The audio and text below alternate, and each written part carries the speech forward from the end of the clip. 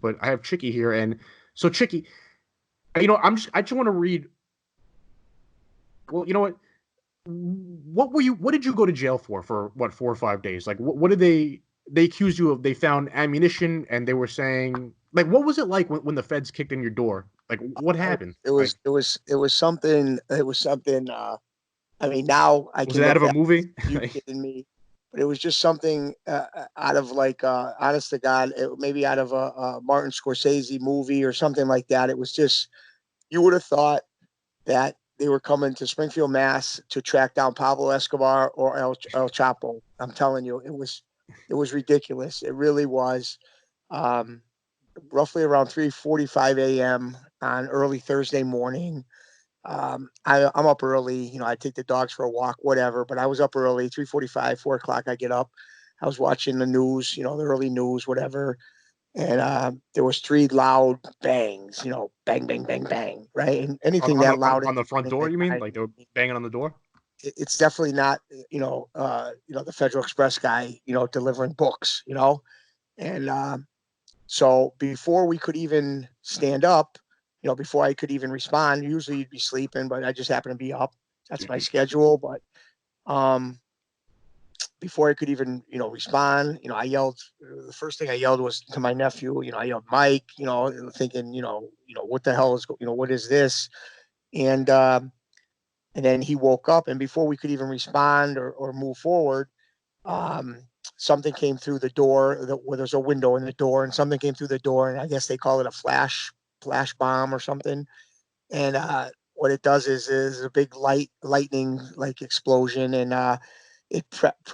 next thing you know, you kind of wake up. You don't know if it's been 10 seconds or 3 minutes, and you're on your stomach, and your hands are already cuffed with the zip ties, and your ears are ringing, and there's smoke in the air, and it's like you don't know where you are, and it's just it was like after when you start getting your clear thought thinking back, you're like, you know what is going on, and it's just it's beyond belief. I mean, I have no other words. It's beyond belief that you know that you're being put through this, and and you're thinking to yourself, do they got the wrong house? I mean, do they think something's going on that's clearly just not even close? It's like an experience that you just couldn't even believe. And so what happened? Like you had pit bulls in the house, you had dogs there. We got dogs Like in the I've house. been to your house. They're What very, happened? very family oriented, family dogs. They're by no means, any threat. Mhm. And to be quite honest with you, I think, if they did have dogs that were security dogs that many people have, some good, some not good. Sure. But if they did have security dogs, if the dogs would have ever, made a lunge towards the door, like they should, if they're protecting their home, I think it would have been a very bad outlook for the dogs. But thank God, due to the process that the agents, the FBI, the state police, the U.S. Marshals used, they were stunned as us, obviously,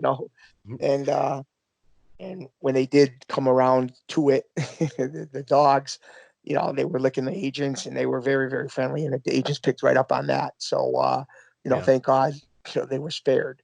But it was like, uh, in the essence of the word, it was like pandemonium. It was crazy, absolutely crazy, And then, as all this craziness is going on, they're yelling the charges. They're yelling. They're coming. They're serving us a federal warrant for obviously my nephew at the time, and it's just And, it's actually mayhem at its best. and just to be clear to anyone listening, you weren't charged in the conspiracy, the Latin King conspiracy that the government is Nothing. alleging. You had nothing to do with it. You weren't No, charged at that at all. not nothing at all. They weren't even coming me.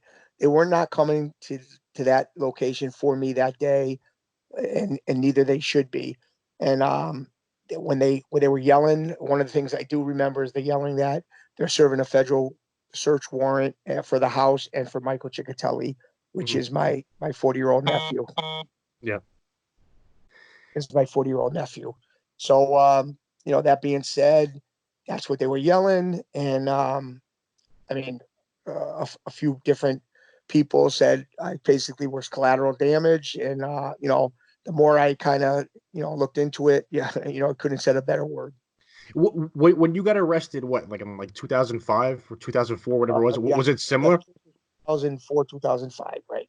Was it similar? Did they raid the house with Nothing, flashbangs or any of no, that? no, I mean, not to the extent like this. Hmm. Obviously they surveillance the location. They know what's going on. They know pretty much what you're doing.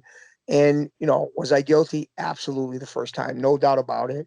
Hmm. Had a couple dear friends. We were just making bets.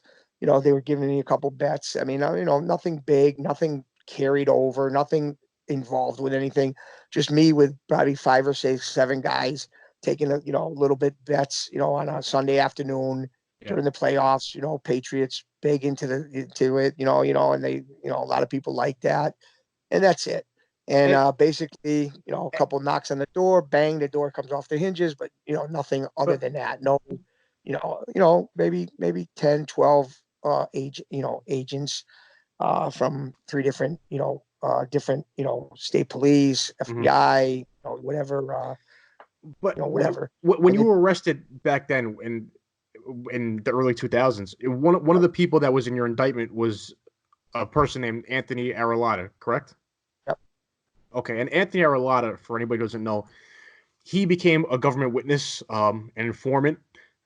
He testified at a bunch of trials. He testified. I'm not saying it's true. We're not saying it's true, but he testified, and the government said that he was a member of organized crime of the Genovese crime family, the overseer of organized crime in Springfield, Massachusetts.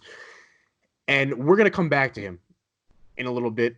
And I really hope law enforcement that listens to this listens to what we have to say on that topic.